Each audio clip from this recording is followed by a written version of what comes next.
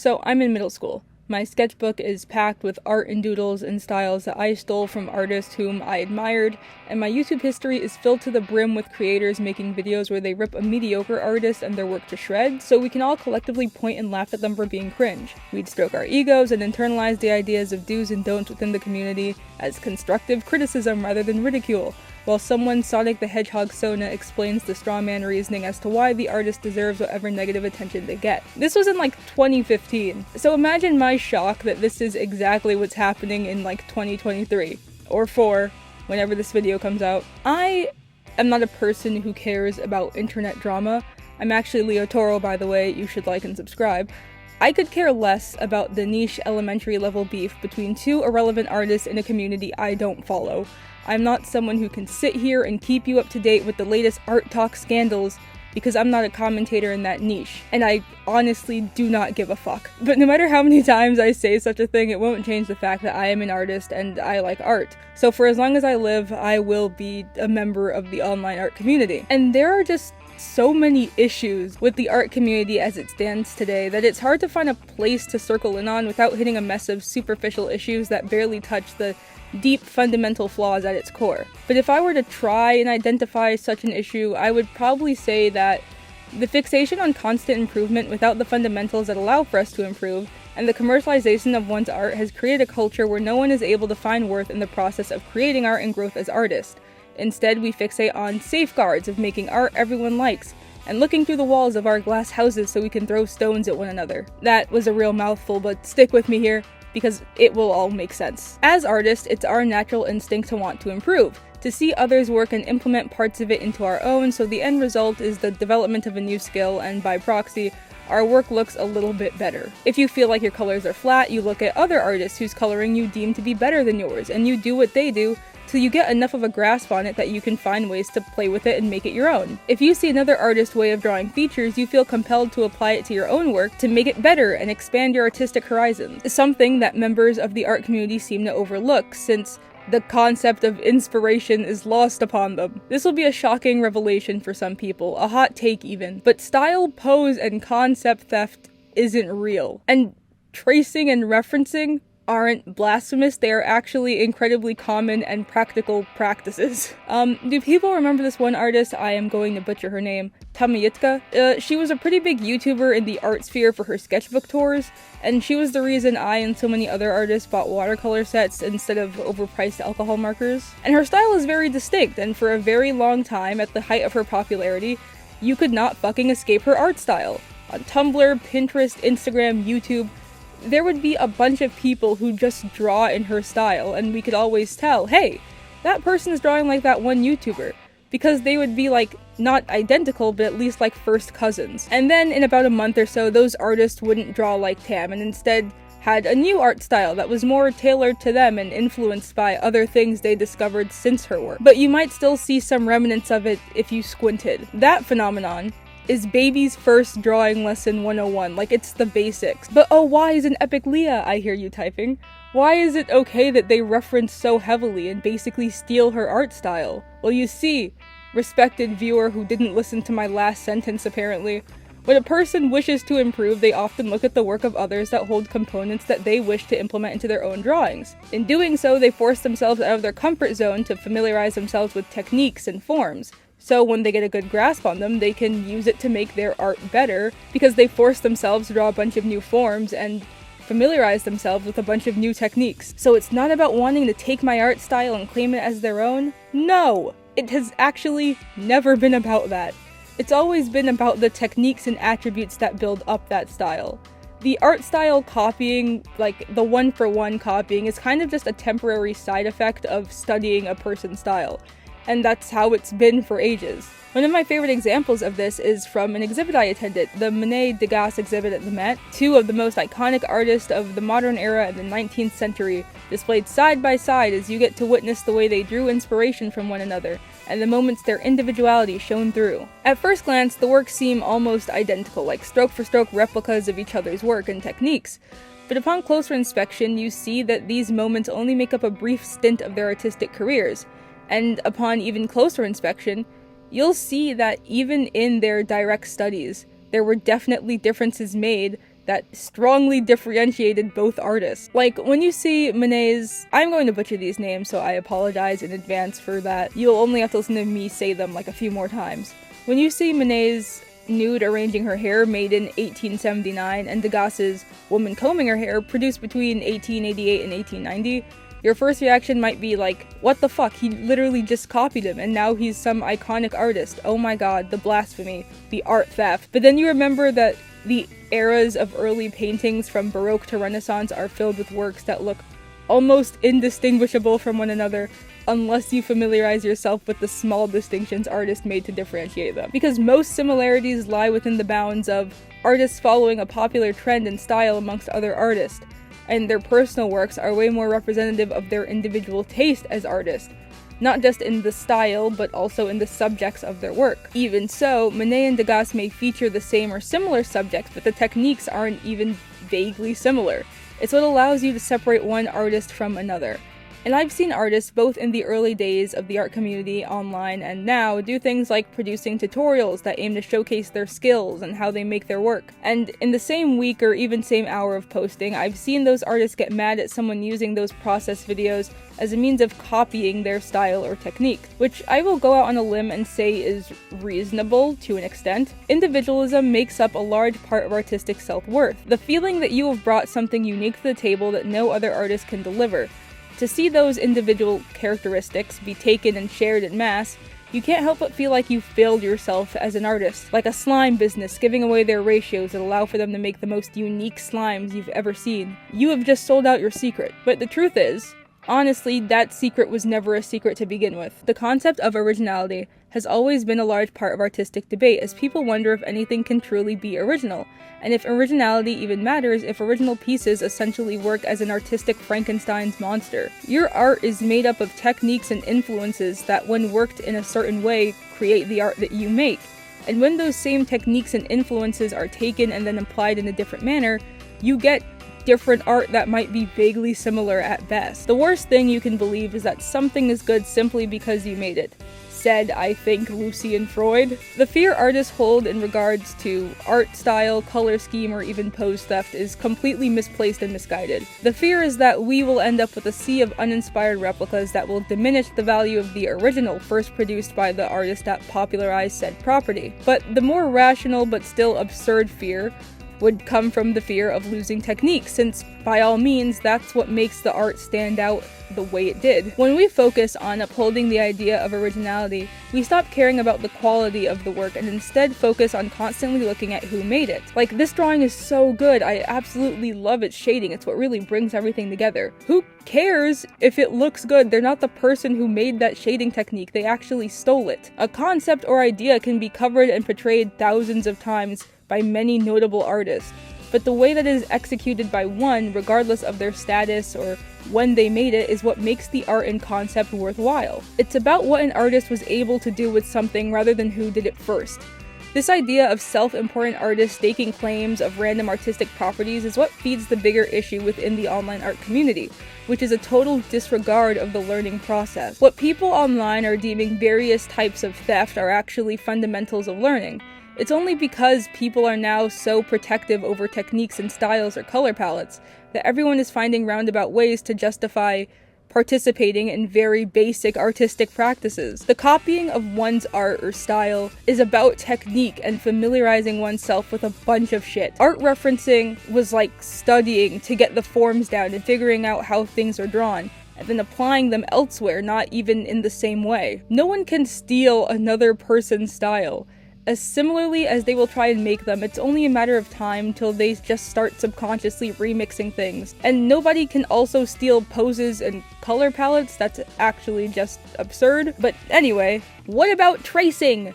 Someone is bound to scream, and I have an answer for that too. Tracing is kind of just a convenience thing. And also, it is, again, a very basic learning practice. A great example of this is this post that I cannot fucking find, but I swear it existed. It was essentially this webtoon author explaining how they managed to make their work with the quality they did when they have so many tight deadlines and schedules. And the answer was just like innovation. They would create 3D models of characters' heads and just trace them whenever they had to draw the face at a certain or varying angles. Or they would just trace pre-existing drawings they made of the character, and they use brushes that just draw in certain effects like assets and sparkles, and sometimes they just trace poses and hands to make the whole process quicker. And it does, because it's super efficient. It's not cheating because they still had to build the skills and learn things. This is an artist using tools provided to them. It doesn't mean that they're worse at art or they are stunting their development or that they've never been good at art to begin with. These things are just stepping stones to reaching the final product. In my early art days, I used to trace the shit out of random art online and just keep the drawings in a binder. It helped me get familiar with the motions of drawing certain shapes and stuff, and it's also a very normal way to practice recognizing forms and figures. It allows you to break things down and define like the lines of action or the dimensions of things. And sometimes a pose is very fucking hard to draw and I will just trace it because I cannot be bothered. Again, it doesn't make me a worse artist or whatever. Sometimes I'm lazy, sometimes I need accuracy, and sometimes I need efficiency. And other times I just need practice. David Hockney once made a point that was later expanded upon by Martin Gayford. I've always admired Degas's copy of, oh sweet Jesus, Poussin's Rape of the Sabines, 1861-62. I look at it and think what he must have learnt from doing that. That's why he was doing it, to educate himself. Copying, in other words, is a way of joining a tradition. By making his version of the Rape of the Sabines, Degas was gaining a huge amount of information about Poussin. Thereafter, the 17th century master's way of drawing and constructing a scene was internalized, an ingredient among many in Degas's sensibility. So it's not as though these methods are outdated or promote some kind of anti-artist ideals. They've just been demonized by a community that focuses way too much on the idea of totally original art. Art made without reference from other artists. When Degas copied that painting, or literally any painting within his career, his goal was not to steal the spotlight or work of another artist or pass it off entirely as his own, especially given that everyone can tell he copied another artist. Like, not a single person is like, oh, this is his completely original idea. But anyway, he did it because he wanted to experiment and learn techniques that would later allow his original works to shine. But as I said earlier, people will reference and copy other artists because their style holds elements and techniques that they want to use themselves. And people will trace poses and figures because that's how one builds an understanding of the shapes and forms needed to draw things like figures. Additionally, people aren't ignorant to the concept of inspiration and reference and copying. The amount of artists who complain about comments they get where they're compared to another artist because their styles are vaguely similar, or entire very popular styles being named after one particular artist who is known for popularizing it, is unfathomable. But it is also a prime example of how conscious people are when it comes to like a style and who's associated with it. You will not lose all notoriety the moment someone draws like you. And the term theft can't be applied to every instance of basic artistic learning principles, especially when those principles in turn are just avenues to building skill. And I'm not saying that real art theft doesn't exist. Of fucking course real art theft exists, and it exists through an abuse of the previously mentioned properties. But that doesn't mean the only way of combating and enforcing artistic protection is through a total disregard for basic techniques. There is definitely a nuance to be had about the concept of art theft, especially in regards to those principles. Obviously, when an artist traces another artist's work and then passes that off as their own, it's a problem. But you can't just decide that since this one instance of tracing is bad, all instances of tracing are just as bad, because again, that just doesn't make sense long term. I don't have a segue for this, but the commercialization of art.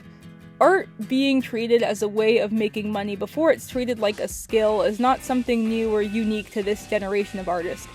If you ask most people, art has been dead for literal centuries as famous artists died impoverished and hungry, while artists today peddle their art to avoid the same fate. Which has, unfortunately, materialized in artists basing their worth off numbers. Trends and audios on Reels and TikTok are filled with people giving advice on how to own the algorithm and gain traction. Produce low-effort content as much as you can, as often as you can, but not too much or too little, and then the almighty Instagram gods will throw you a bone and place you on everyone's explore pages. Sounds exist solely to advertise art with various hooks and premises, surrounding how old or young an artist is in relation to their skill, how many followers they have when their art is so good that they should have more, or comparing new art to old ones, or even those artist support posts where you just boost another person's post and then get a few pity follows from other small artists. I've seen these endlessly, and just as often I see other reels complaining about them. Draw for yourself, they say. It's so annoying seeing other artists constantly promote their stuff. Which is fair when you wish to see others treat art as a hobby. That is to say, see them making things they enjoy or are passionate about, to see them making content to showcase actual skill instead of shilling out as a way of gaining some attention. But then that judgment is made completely unfair when you realize that these artists are working towards a goal that doesn't allow for them to treat art as a hobby. For a lot of artists, to pursue art full-time is like the dream. Or even having art be a way of sustaining oneself doesn't hurt. I admittedly am the former, because I don't have time to actually get a job because my class schedule is fucked, so I do commissions. It helps me get motivation to draw and do something I love, which is drawing for other people, while also giving me enough pocket money to keep myself afloat, and to do that, one admittedly does need an audience. And while I think there's some merit to the complaint, given how every other art reel is just account advertising, which again, isn't really like a problem, given how this is how people are gaining traction, period, because so many sites and apps are pushing video as the primary medium for post. Where it gets interesting is when people agreed that there's too many please follow me art reels. And so this kind of counterculture, self-regulation system was made, which was trying to, I guess, lessen the number of those reels by creating a number-based power system, to combat the number-based power system. People essentially made rules to dictate who could and couldn't get a pass in participating in these art trends and account advertisements, with amazing questions like, what qualifies as a small or large account? Should accounts of a certain size be allowed to ask for more attention, or are they stealing attention from others? Should we just abolish these trends altogether? And somehow they managed to turn an ocean of possibility, a market and audience of thousands, if not millions of people who take interest in the work others create, and making it seem like a small casted net with scarce resources. Everyone knows that people can only like and support a single artist at a time, and for every follower or commissioner a big artist gets, a smaller artist loses one, because that's exactly how things work. Surely this big account getting attention couldn't be from things like the quality of their work, or the niche they appeal to, or the fandom spaces they occupy, or even if it's just the algorithm throwing them a bone. It's all apparently interconnected, and other artists are directly at fault for the failure or success of other artists. And I'm being sarcastic as fuck. But all of that is to say, artist spaces are by default a place of competition. Whether that be passively, like when people choose whether or not to like your post versus another drawing under the tags of a fandom, or in places like the industry where creators must do all they can to showcase skill and stand out against competitors for job opportunities. But sometimes there's illusions that it isn't like that all artists post beside one another in sweet harmony without the looming pressure of performance and number-based discussions. But that culture can't cease to exist or be regulated as much as you think it could, without actively harming other artists in the process. But regardless, we now have a class system where small accounts are this oppressed minority who can't thrive under the boot and heel of big accounts. And I feel like, given so many artists are basing their creative worth off attention and attempts to sell their work to audiences, that people have developed like a really skewed idea of art, in which its value is immediately determined by whether or not it's commercial enough to sell to a vague audience that's approximately just the general public. I've seen it most prominently with a few darker traditional artists that I follow, where people are keen to point out the grotesqueness of the work. The line's too weird, the subject matter too taboo, their bitch too bad, the method's too unconventional. Nobody would want that. And they say that last part like it's a fact, as though everyone holds the same values for art and that all art must be clean and pretty for it to be art. But that's another discussion entirely. The focus is on the wording, the conclusion of their argument, the primary justification for their criticism, is that they cannot see any monetary value in the work, and so neither would others. Thus, the work is pointless. Admittedly, this is how art has been judged, since the dawn of man. People look at contemporary art, for example, and roll their eyes because what even is it? They look at it as just a drawing or a painting or a sculpture, because to them, art is surface level. If it's pretty, it's good. If it's not, then it's bad. A pile of candy on the floor, a canvas painted red, a machine that messily scrapes at red water, a girl who sits and allows museum goers to do whatever they want to her for 4 hours with an array of items on a table. It doesn't matter what it means or what it's trying to say because they don't like how it looks, and looks are all that matters in art. A fact which is inherently untrue. Art was made to do so many things. It's one of the most multi-purpose mediums there is. A cave painting could work as a sign to document the animals that once roamed the area. Graffiti could very well be made to immortalize yourself or a loved one or a message to the world. The doodle in your notebook could be the catalyst of ideas that you wish to develop. Art was made to bring attention to things, archive them, make you think, make you angry, make you sad. To boil it all down to art is made to be pretty is a slap in the face to every artist who has, does, and will exist. There is a comically absurd amount of focus on art styles and having the cutest and best ones so you can be worth something. I've seen this artist with a big audience and a very cute and simple style, and they charge a pretty hefty amount for a drawing.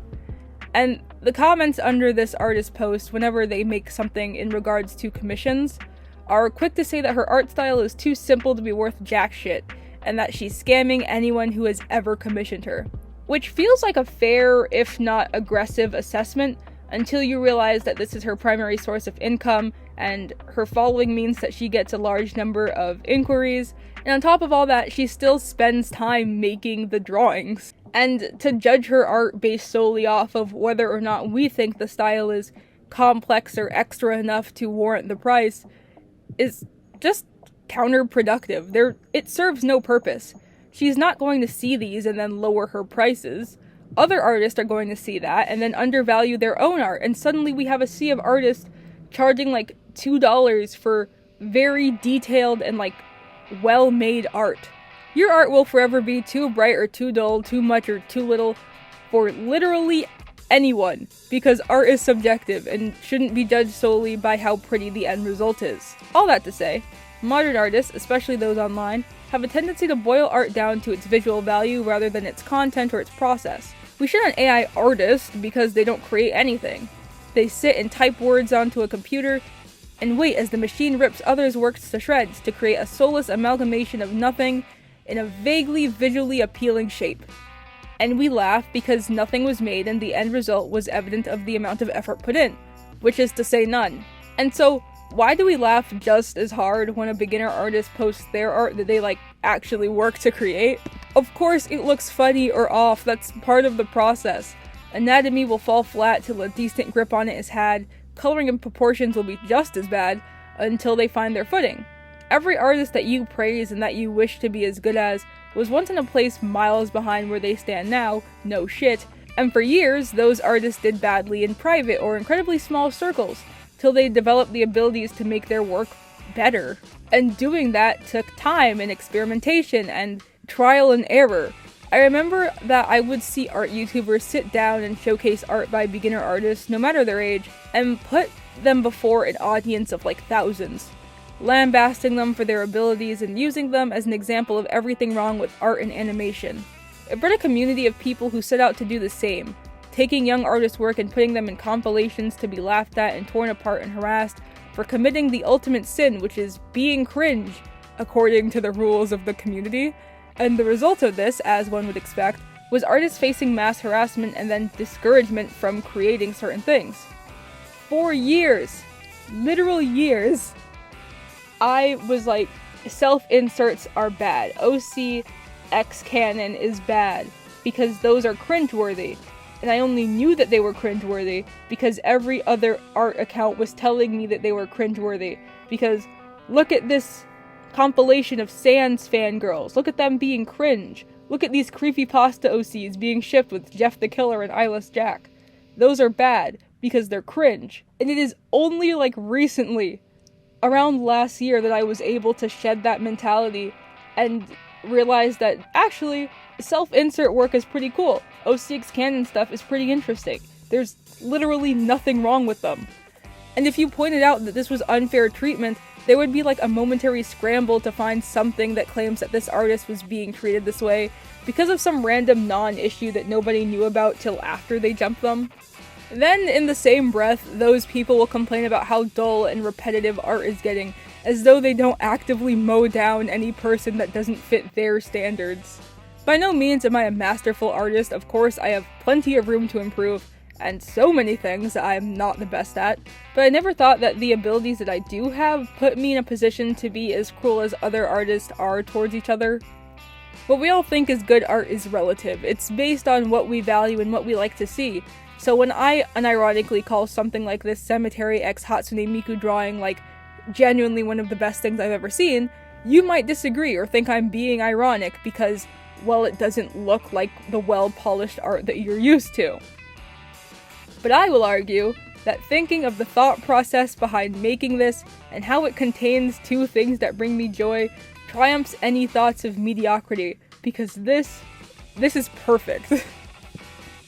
And for people so inclined to judge the quality of others' work, the community is like very insecure. An artist who doesn't yet have a firm grasp on anatomy but was learning had once made a post where they noted how learning anatomy made it easier for them to spot anatomy issues in the works of others. And people were not happy that they said such a thing. People were insisting that they were an egomaniac and they were too big for their boots and they needed to be humbled.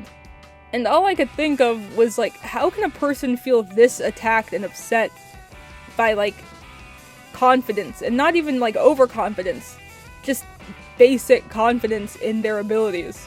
Do people think that artists must work under the guise of insecurity till they're good enough for others to like it? And only then can they be confident, because that's not how anything works. It comes with the grounds of gaining understanding. Obviously that extends to themselves, but it doesn't mean instant improvement. For example, I understand foreshortening and how it's supposed to look, but I cannot for the life of me execute it myself. But if you showed me another person's drawing, I could probably tell you the adjustments they would need to make if they wanted to accurately do foreshortening. Some book editors are admittedly not good writers themselves, but that doesn't mean that their directing of stories or characters is any less valuable. Additionally, it's not egotistical to say that you can see points where others can improve as a result of learning something. That statement is so general and vague that if you were upset by it, it's more of a reflection of your own confidence in your abilities, or lack thereof, and that's okay. It's okay to be bad at art in the same way it's okay to be bad at literally anything. It's not about where you are, but about your journey in getting there. No guitar player is told to expect to be good within their first few days of playing, no matter how many fundamentals they learn. And it's the same with art. The learning isn't hard, but the execution and practice is. And that spells out a long and tedious process that will be filled with mistakes and learning opportunities. This mindset of be good or die is what discourages artists from growing and developing. The demonization of basic learning techniques and practices means that we end up with artists who work to create consistently uninspired art, using whatever styles are popular and easy enough to avoid being lambasted because they aren't willing to explore and make the mistakes that come with developing. And in a community that holds so much possessiveness over popular styles and in the same breath dismisses work for being done in any popular fashion, makes the space borderline impossible to navigate, and even if you manage to get through it, it's an incredibly toxic place to be. I once saw a comment somewhere where a person said that they feel that the art community is especially dictative now that more non-artists are joining discussion en masse, and the result is a total lack and disregard for art etiquette. Which is definitely plausible, but it doesn't change the fact that these are still ideas that are being pushed by other artists, and that are then being regurgitated by their army of people whose sources are just shit they heard from someone who heard it from someone else. I think this refusal to experiment and a refusal to understand art is what's making the scene so hostile. People need to get over themselves, and I say that with no hostility or whatever. I just mean that if you let go of all these make-believe ideas and rules that you built as a means to secure some unfathomable and vague goal, you'd see a real upturn in genuine artistic exploration. And that's something that we definitely need more of in the community. Yeah, that's the end of this video. Bye!